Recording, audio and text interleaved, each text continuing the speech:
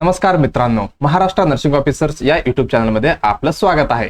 आज आपण बघा कुठले टॉपिक बघणार आहेत। महाराष्ट्र बाहेरील म्हणजे महाराष्ट्र सोडून जे दुसरे स्टेट मधले विद्यार्थी पण करू शकतात का अर्ज। बघा जे आपलं महाराष्ट्र शासन मधलं कुठल्या पण वॅकन्सी येऊ द्या, आपण नर्सिंग तर आहेतच, त्याचं सोडून कुठल्या पण बाकीचं वॅकन्सी आलं तर त्याच्यामध्ये एक मुद्दा असणारच आहे। ओके, कुठली जे तुम्ही सगळ्यांनी बघितलं असेल। ओके, चला मग आपण सुरुवात करूया। कुठली टॉपिक आहे आपलं, महाराष्ट्र बाहेरील विद्यार्थी पण करू शकतात का अर्ज। म्हणजे जे आपलं महाराष्ट्र शासनचे जे वॅकन्सी येणार आहेत, ओके, आणि ऑलरेडी आलेले आहेत, कुठली पण एक्झामला तुम्ही ऍप्लिकेशन टाकताना महाराष्ट्र सहित ही दुसरी स्टेट मधलं पण मुलं त्या वॅकन्सीसाठी अप्लाय करू शकतात। ते कोण कोण आहेत म्हणजे कोण कोण आहे आणि कुठल्या गावातली मुलं ते ऍप्लिकेशन करू शकतात, आपण ह्या आजच्या व्हिडिओमध्ये बघणार आहात। बघा हे काय, महाराष्ट्र बाहेरील विद्यार्थी पण करू शकतात का अर्ज। बघा आता महाराष्ट्रामधील सर्व सरकारी नोकऱ्या, महाराष्ट्रामधले सर्व सरकारी नोकऱ्या कुठल्या पण वॅकन्सी होते त्यांनी काय ऍप्लिकेशन करू शकतात। Good news for the Maharashtra border student. कोणासाठी आहे बघायचं आपल्याला। महाराष्ट्र शासनाने दावा केले 865 गावाची यादी मी आणलेला आहे। हे एकदम ऑफिशियल अपडेट आहे, ह्याच्यामध्ये काही हे नाहीये, म्हणजे गव्हर्नमेंटने जेवढं डिक्लेअर केलेलं तेवढं मी घेऊन आलेलं ऑफिशियल साहित्य। ओके, चला मग आपण सुरुवात करणार आहोत। बघा सगळ्यांनी जे नर्सिंगचे रिलेटेड विद्यार्थी आहेत त्यांनी काय करायचंय, लाईक करायचंय आणि कॉमेंट करायचं आहे, आणि त्याच्यासोबत तुमचे मित्र कोणी असेल, ओके, जे नर्सिंग रिलेटेड आहे, बीएससी नर्सिंग असो, जीएनएम असो आणि पीबीएससी कोणीतरी नर्सिंग रिलेटेड तुमच्या ओळखीचे मित्र मैत्रिणी असेल तर त्यांना ही चॅनल रेफर करायचे। त्याच्यासोबत सबस्क्राईब करा आणि बेल आयकॉन दाबायला विसरू नका। कोण कोण जॉईन करायचंय, ऑल नर्सिंग ऍस्पिरंट आणि स्टुडंट्स। आपण क्लास आपलं चालू आहे महाराष्ट्र सीएचओ बद्दल आणि डीएमईआर डीएचएस नॉर्सेट 10 बद्दल, आणि आपण नर्सिंग मधले सर्व कॉम्पिटेटिव्ह एक्झाम आहे, एंट्रन्स एक्झाम, त्याची तयारी घेत आहोत। युट्यूब मध्ये क्लासेस सुरू आहे, सगळ्यांनी काय करायचे, सबस्क्राईब करायचं आहे। चला मग आपण सुरुवात करणार आहे। आजचे मेन इम्पॉर्टंट टॉपिक आपलं काय होतं हे सगळ्यांना माहितीच आहे। काय माहिती आहे, आपलं जे सीएचओचं वॅकन्सी आलते, ओके, आलेलं आहे। बघा इथे काय, समुदाय आरोग्य अधिकारी कंत्राटी रिक्त पदे होते, त्याच्यामधलं एक मेन पॉइंट आहे, हे तुम्हाला वाचायचं आहे। ओके, बघा इथं काय म्हणते, बघा जे उमेदवार महाराष्ट्राचे रहिवासी आहेत असे उमेदवार, बघा जे कॅन्डिडेट हे म्हणजे वॅकन्सी निघाले त्याच्यासाठी कोण कोण अप्लाय करणार ह्याची मी डिटेल बघतो इथे। बघा याच्यामध्ये काय, रहिवासी पाहिजे महाराष्ट्राचे, ते सोडून महाराष्ट्र शासन, बघा सामान्य प्रशासन विभाग शासन परिपत्रक क्रमांक एवढे दिलेले आहे आणि दिनांक 10 जुलै 2000 अन्वये महाराष्ट्र कर्नाटक सीमा भागातील, बघा काय म्हणते, लक्ष देऊ नये का, महाराष्ट्र कर्नाटक सीमा भागातील महाराष्ट्र शासनाने दावा सांगितलेले 865 गावातील मराठी भाषिक उमेदवार पदासाठी अर्ज करू शकतात। म्हणजे जे गव्हर्नमेंटने जे नावं सांगितलेले किती, 865 म्हणजे 865 गावासाठी जे यादी आहे त्या गावातील मराठी जे मीडियम आहे मुलं म्हणजे स्टुडंट्स आहेत त्यांनी ही वॅकन्सीला ऍप्लिकेशन म्हणजे अर्ज करू शकतात। ओके, हे झालं एक एक्झाम्पल। हे कशाचे, ही सीएचओ साठी होता। अजून एक ऍडव्हर्टाइजमेंट होता, मी एक्झाम्पल साठी आणलेलं आहे। कशासाठी, एक्झाम्पल साठी। बघा ही कशाचे, महाराष्ट्र शासनचं आहे, डीएमई मुंबई मधलं, जे सोलापूरमध्ये ग्रुप डी चं वॅकन्सी निघाले होते, त्याच्यामध्ये पण ही पात्रता यादीमध्ये यांचे डिक्लेरेशन दिलेले। बघा काय म्हणते, बघा इथे झालं महाराष्ट्र राज्याचे रहिवासी असायला पाहिजे, हे झालं, आणि त्या राज्याचे अधिवास प्रमाणपत्र डोमेसाइल सर्टिफिकेट पाहिजे। बघा त्याच्यासोबत काय म्हटलेलं आहे इथे आहे, बघा इम्पॉर्टंट पॉईंट, महाराष्ट्र शासन सामान्य प्रशासन विभाग परिपत्रक क्रमांक तेच आहे, आणि 10 जुलै 2008 ला अन्वये महाराष्ट्र कर्नाटक सीमा भागातील महाराष्ट्र शासनाने दावा सांगितलेल्या 865 गावातील मराठी भाषिक उमेदवारांवरील पदासाठी अर्ज करता येईल। बघा काय म्हणते पुढे, सदर उमेदवार 865 गावातील 15 वर्ष, बघा 15 वर्षाचे रहिवासी असायला पाहिजे। बघा जे 865 गावामधलं रहिवासी पाहिजे आणि त्याच गावात किती, 15 वर्षाचे रहिवासी पाहिजे असल्यास सक्षम प्राधिकारी, बघा काय म्हणते, असल्यास सक्षम प्राधिकाऱ्याच्या विहित नमुन्यातील दाखला सादर करण्यात अनिवार्य राहील। बघा काय म्हणते अजून, सदर उमेदवारांना समाजात दृष्टिकोन मागासवर्गीय कोणत्याही प्रगत लाभ, बघा यांना रिझर्वेशन नाहीये, ह्यांनी काय करायचंय, ओपन मध्ये फाईट करायचं आहे। खूप जण आहे, मला वाटते खूप जण असतील जे महाराष्ट्र बॉर्डर मध्ये असतील आणि कन्नड मीडियम जे मुलं आहेत आणि तेलुगू मीडियमचे वगैरे आहेत, ते अदर स्टेट मध्ये पण असे, एक्झाम्पल कुठे, कर्नाटक मध्ये पण असे लोकांना रिझर्वेशन म्हणजे रिझर्वेशन नाही दिले, त्यांना परमिशन दिलेली आहे की तुम्ही अर्ज करू शकतात। एक्झाम्पल कन्नड मीडियमचे लोक की त्यांनी कर्नाटक मधले कुठल्या पण एक्झामला ऍप्लिकेशन करू शकतात विदाउट रिझर्वेशन। ओके, जनरल मध्ये फाईट करायचं आहे। ओके, सेम महाराष्ट्रामधले पण गव्हर्नमेंटने काय हे काय जीआर आणलेला आहे, मी तुम्हाला दाखवतो। जे मराठी मुलं आहेत म्हणजे आउट ऑफ स्टेटमध्ये, त्यांनी इकडे 865 गावातील मुलं असेल तर म्हणजे मराठी मीडियम भाषिक असेल तर त्यांनी इथे अर्ज करू शकतात. बघा हे GR आहे, तुम्हाला मी PDF अवेलेबल करून देतो. बघा काय आहे PDF मध्ये, GR मध्ये म्हणजे महाराष्ट्र शासनाचं हे सामान्य एक आहे शासन निर्णय आहे. शासन निर्णय मधलं काय म्हणते बघा, महाराष्ट्र कर्नाटक सीमा भागातील महाराष्ट्र शासनाने दावा सांगितलेले 865 गावातील मराठी भाषिक उमेदवारांना महाराष्ट्र शासनाच्या सेवेतील पदावरील नियुक्तीबाबत. ओके, हे तुम्ही लक्षात ठेवायचे. महाराष्ट्र शासन सामान्य प्रशासन विभाग आहे आणि याची तारीख नोंद करून घ्या, 10 जुलै 2008 ला ही परिपत्रक जाहीर केलेलं आहे. बघा काय म्हणते याच्यामध्ये, महाराष्ट्र कर्नाटक सीमा भागातील महाराष्ट्र शासनाने दावा सांगितलेले 865 गावातील मराठी भाषिक उमेदवारांना महाराष्ट्र शासनाच्या सेवेतील पदावर नियुक्ती देण्यासंदर्भात सर्व नियुक्ती प्राधिकाऱ्यांना सूचित करण्यात येते की बघा भारतीय संविधानाच्या अनुच्छेद 309 खालील अन्वये प्रदान केलेल्या प्राधिकारानुसार तयार करण्यात आलेल्या सेवा प्रवेश नियमामध्ये प्रारूपामध्ये महाराष्ट्र राज्याची किमान वास्तव्याच्या अट अंतर्भूत करण्यात आलेली नाही.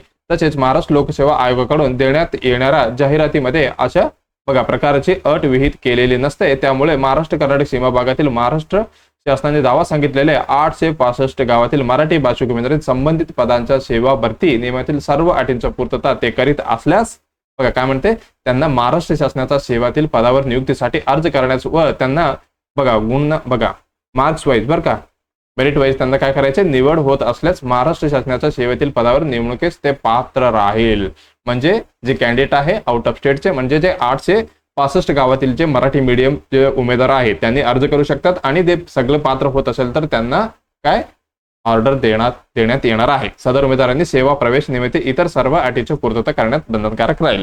हे झाला पहिला मुद्दा. त्याच्यासोबत ते GR मध्ये अजून एक पॉईंट आहे, काय म्हणते बघा, ज्या पदाच्या सेवा प्रवेश नियमामध्ये महाराष्ट्रातील सतत बघा काय म्हणते, महाराष्ट्रात सतत 15 वर्ष वास्तव्याची अट विहित करण्यात आली असेल त्या पदासाठी अर्ज करता त्यांच्या महाराष्ट्रात सलग 15 वर्ष वास्तव्य आहे किंवा नाही या अटीची छाननी करताना त्यांचे सदर 865 गावातील 15 वर्षाचे वास्तव्य बघा ज्या गावातील 15 वर्षाचे वास्तव्य विचारात घेण्यात यावे. त्या संबंधित मराठी भाषिक उमेदवारांनी ते महाराष्ट्र शासनाचे दावा केलेल्या 865 गावातील रहिवासी असल्याबाबत त्यांच्या वास्तव्याचे सक्षम प्राधिकरण म्हणजे जे रेस्पेक्टेड तिकडे ऑफिसर वगैरे असतात त्यांच्याकडनं दाखल म्हणजे हे सादर करणे खूप अनिवार्य आहे. ओके, सगळ्यांना लक्षात आलं असेल. जे तुम्हाला लक्षात आलं असेल ते 865 गावं कुठली. ओके, त्याचा पण लिस्ट मी आणलेला आहे, तुम्हाला दाखवतो. बघा अजून काय म्हणते, महाराष्ट्र कर्नाटक सीमा भागातील महाराष्ट्र शासनाने दावा केलेल्या 865 गावाची यादी सोबत जोडलेल्या. ओके, ह्याच्या सोबत आहेतच आणि सदर परिपत्र सामान्य प्रशासन हे एकदम ऑफिशियल आहे. तुम्ही ह्याच्यामध्ये परत चेक करू शकता. कुठे www.maharashtra.government.in मध्ये ह्या वेबसाईट वरती ह्या क्रमांकाने हे अवेलेबल आहे PDF. ओके, मी पण तुम्हाला अवेलेबल करून देतो. ओके, चला मग ही कुठली कुठली गाव आहे आपल्याला बघायचं आहे. बघा काय म्हणता यांनी, कर्नाटक महाराष्ट्र सीमामधील किती 865 गावातील यादी. बघा कुठली कुठली महाराष्ट्र शासनाची कर्नाटक राज्यातील किती 865 गावाची यादी इकडे आहेत. बघा मेन इम्पॉर्टंट जिल्हा कुठले कुठले आहे, पहिला आहे बेळगाव, त्याच्यामधले 385 गाव आहेत. त्याच्यानंतर कारवार आहे, त्याच्यामधले 299 आणि बीदर मधले 181. अजून एक आहे आळंद, हे सध्याला कलबुर्गी डिस्ट्रिक्ट मध्ये येतात बरं का, कलबुर्गीमध्ये येतात. हे पण इकडे अवेलेबल आहे. ते कुठली कुठली गावे आपल्याला बघायचं आहे. बघा 9, 100, 206, 48 तालुका वाईज पण डिवाइडेड केलेलं आहे. हा लिस्ट तुम्हाला बघायचा आहे आणि तुमचं गाव याच्यामध्ये येतं का बघायचं आहे. आणि महाराष्ट्रामधले कुठल्या पण वेकेन्सी सोडल्या तर तुम्ही इझिली अप्लाय करू शकतात आणि तुम्ही ड्युटी घेऊ शकतात. बघा काय म्हणते, डिस्ट्रिक्ट बेळगाव आणि अडचणी तालुक्यामध्ये बघा कुठली कुठली गाव आहे. बघा एकदम स्लोली बघा तुमचं गाव आहे का नाही ह्याच्यामध्ये बघायचं तुम्हाला आणि PDF पण अवेलेबल करून देतो, त्याच्यामध्ये बघायचं आहे आणि अप्लिकेशन द्यायचं आहे तुम्हाला. बघा ही सगळी गाव याच्यामध्ये येतात. बघा शिरूर, पांडेगाव, संपर्गी, ही सगळी गावाचं नाव आहे, तुम्हाला बघायचं आहे. हे कुठली झालं, बेळगाव आणि अथणी तालुक्यामधलं. ओके, मला वाटतं तुम्ही चेक केलं असेल. आता नेक्स्ट तालुका बघूया आपण. बघा हे काय बेळगाव तालुक्यामध्ये डिस्ट्रिक्ट मधलंच बेळगाव तालुक्यामधलं आहे बरं का, लक्ष देऊन बघायचं आहे. ओके, तुम्ही होल्ड करून बघा आणि नेक्स्ट पण दाखवतो अजून कुठले कुठले गाव आहेत. बघा हे पण बेळगाव मधलेच आहे. बेळगाव मधले किती टोटल 100 गाव आहे. बेळगाव डिस्ट्रिक्ट आणि बेळगाव तालुक्यामधले किती 100 गाव आहेत. तुम्हाला ही सगळी चेक करायचं आहे तुमचं गाव याच्यामध्ये येतं का नाही. तालुका झाले बेळगाव तालुका, त्याच्यानंतर डिस्ट्रिक्ट बेळगाव मधलंच कुठली तालुका, हे खानापूर तालुका आहे, त्याच्यामधलं पण ही गाव आहे. तुम्हाला होल्ड करून चेक करायचं आहे आणि PDF पण अवेलेबल करून देतो मी. ओके, बघा नेक्स्ट काय, तालुका सेम खानापुराचा आहे, बघा अजून ह्याचं गाव आहे बरं का, हे किती झालं आता 168 पर्यंत झाले हे सगळे डिस्ट्रिक्ट बेळगाव आणि तालुका खानापूर.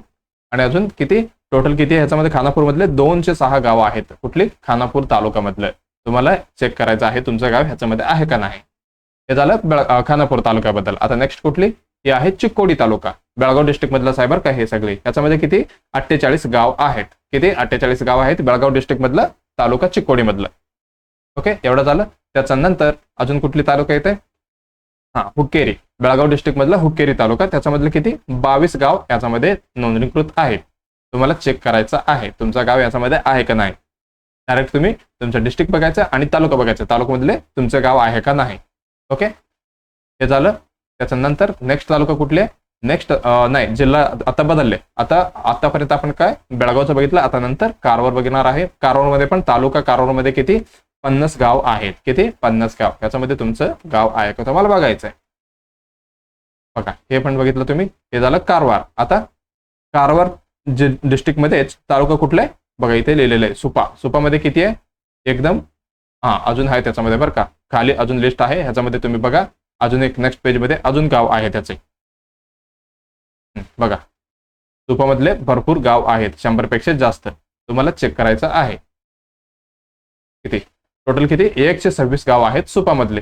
कारवार तालुका कारवार डिस्ट्रिक्ट मधले सुपा तालुक्यामधले किती 126 गाव आहेत. चेक केला तुम्ही. चला नेक्स्ट तालुका कुठले बघा. नेक्स्ट तालुका आहे हल्ल्याळ. हल्ल्याळ तालुका आहे, ह्याच्यामधले किती गाव आहेत हे पण 69 पेक्षा जास्तच आहेत. ओके नेक्स्ट आपण बघूया. नेक्स्ट ह्याच्यामध्ये बघा हे पण हल्ल्याळ मधलंच आहे. कुठली डिस्ट्रिक्ट कारवार तालुका हल्ल्याळ. तुम्हाला चेक करून घ्यायचं आहे, पॉज करायचं आहे आणि चेक करायचं आहे. नेक्स्ट कुठे आहे बघा, हल्ल्याळ मधलंच किती टोटल 123 गाव इकडे आहेत. कुठले तालुका हल्ल्याळ डिस्ट्रिक्ट कारवार. एवढं तुम्ही बघितलं. त्याच्यानंतर नेक्स्ट तालुका कुठले, तालुका नाही आता डिस्ट्रिक्ट परत बदलले बघा. आता आपण कुठलं बघितलंय कारवारचं बघितलं. आता आले बिदर. बिदर मधले कुठली तालुका आहे औराद. औराद म्हणजे आता मला वाटतं हे संतपूर म्हणून रिनेम झाला असेल. याच्यामधलं हे गावचं लिस्ट आहे. कुठले तालुका बिदर डिस्ट्रिक्ट बिदर तालुका औराद म्हणजे संतपूर म्हणून ब्रॅकेटमध्ये मेन्शन केलेलं आहे. बघा हे पण त्याच्याच आहे, कंटिन्युटी आहे. तालुका औराद किती टोटल औरादमध्ये 81 गाव. किती 81 गाव आहेत. ओके चेक केला. चला ठीक आहे. नेक्स्ट कुठले डिस्ट्रिक्ट बिदर तालुका कुठले भालकी. तालुका बाल्कीमध्ये पण 50 पेक्षा जास्त आहेत. बघा इथे 58 पर्यंत आलेले. अजून नेक्स्ट पेज मध्ये पण त्या डिस्ट्रिक्ट म्हणजे तालुक्यामधले गावं आहेत. बघा किती बाल्कीमधलं किती बाल्कीमधलं टोटल 63 गावं इकडे अवेलेबल आहेत. त्याच्या पुढे हे असे मेन्शन केलेलं आहे. हे सध्याला कुठे आहे बसव कल्याण तालुक्यामध्ये आहेत. कुठले हे बघा ही मेन्शन केलेलं बसव कल्याण तालुक्यामध्ये अवेलेबल आहेत गावं. म्हणजे डिस्ट्रिक्ट म्हणजे तालुका चेंज झाला असेल. ओके एवढं तुम्ही बघितलं. आणि डिस्ट्रिक्ट बिदर तालुका बाल्कीमध्ये हे सोडून बरं का ही बसव कल्याणमध्ये येते. बरं चला ठीक आहे. डिस्ट्रिक्ट बिदर आहे. तालुका कुठले हुमनाबाद मध्ये किती टोटल 30 गाव आहेत.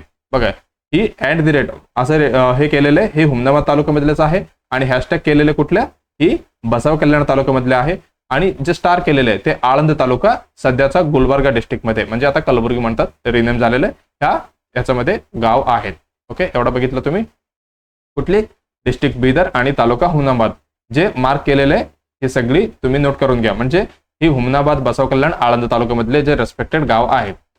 नेक्स्ट बघा गुलबर्गा मधलं जे डिस्ट्रिक्ट गुलबर्गा आहे आणि तालुका आळंद ह्याच्यामधले किती गाव आहे टोटल 7 गाव आहेत. एवढं तुम्हाला चेक करायचंय ह्याच्यामध्ये तुमचं गाव येतो का नाही. ओके बघा जे पीडीएफ आहे आता तुम्हाला मी जे लिस्ट वगैरे दाखवलं हे तुम्हाला काय करतो मी पीडीएफ अवेलेबल टेलिग्राममध्ये. टेलिग्रामचं लिंक कॉमेंटमध्ये देतो तुम्हाला आणि डायरेक्ट त्याची पीडीएफचं लिंक देतो तुम्हाला. तिथं तुम्ही डाउनलोड करून तुमचं गाव आहे का नाही तुम्हाला चेक करायचं आहे. ओके चला मग आपलं हे व्हिडिओ इथं संपूया आपण. सगळ्यांनी काय करायचं लाईक करायचं आहे. आणि काही प्रॉब्लेम असेल तर काही शंका असेल तर तुम्ही ह्याचं कॉमेंटमध्ये विचारू शकतात. कॉमेंटमध्ये तुम्हाला विचारू शकतात. आणि जे विद्यार्थी बघा एकच मिनिट जे विद्यार्थी 865 गावामधलं तुमचं कोणी ओळखीचं असेल त्यांना शेअर करा बरं का. हे फक्त CHO नाहीये. महाराष्ट्रामधले किती पण एक्झाम्स म्हणजे कॉम्पिटेटिव्ह एक्झाम येऊ द्या किंवा नोकरी येऊ द्या त्याच्यामध्ये सर्वांनाही त्यांनी काय इलिजिबल असणार आहे म्हणजे अर्ज करू शकतात. त्यांनी त्यांच्यासाठी खूप फायदेशीर ठरणार आहे. त्यांना तुम्हाला म्हणजे त्यांना रेफर करायचं आहे ही व्हिडिओ. आणि सबस्क्राईब करायला विसरू नका. त्याच्यासोबत बेल आयकॉन दाबायला विसरू नका. ओके जे CHO साठी तयारी करत आहे आपली चॅनलची प्लेलिस्ट एकदा चेक करा, सगळी व्हिडिओ अवेलेबल आहे. CHO PYQ म्हणा आणि त्रिशूल सिरीज आणि ब्रह्म सिरीज तुम्हाला काय कंटिन्युटी अभ्यास करायचा आहे. ओके, चला मग लवकरच भेटूया नेक्स्ट एपिसोडमध्ये. धन्यवाद.